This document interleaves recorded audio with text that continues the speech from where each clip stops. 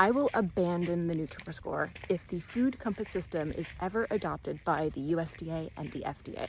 The Nutrivore score is algorithmically very simple, with 33 nutrients going into the calculation. The food compass system is algorithmically complex, with 54 food attributes going into the calculation.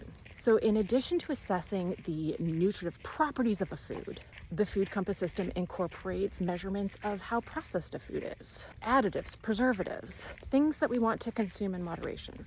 Now, the food compass system is not yet ready for prime time. Right now, Lucky Charms scores twice as high as ground beef or cheddar cheese, and a hard-boiled egg scores about the same as pineapple canned in heavy syrup. And it's not just my opinion that those comparisons reveal some algorithmic flaws, but the scientists who are developing the food compass system use those as examples to show they're not ready.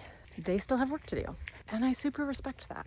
And I think if they can iron out those kinks that mean that fortification can so overbalance processing, and the over penalty on saturated fat and maybe cholesterol, I'm not quite sure what's going into the animal foods being so over penalized. Yeah, if they can get this thing right, then they're the right thing to use. And I will take on the task of erasing the Nutrivore score from my resources and replacing it with the food compass. I developed the Nutrivore score because there was no good alternative. But if something better comes along, I'm not so attached to my brand that I would ignore something better. I think the Nutrivore philosophy, which is just the goal of getting all of the nutrients our bodies need from the foods we eat, has the capacity to change the landscape of public health.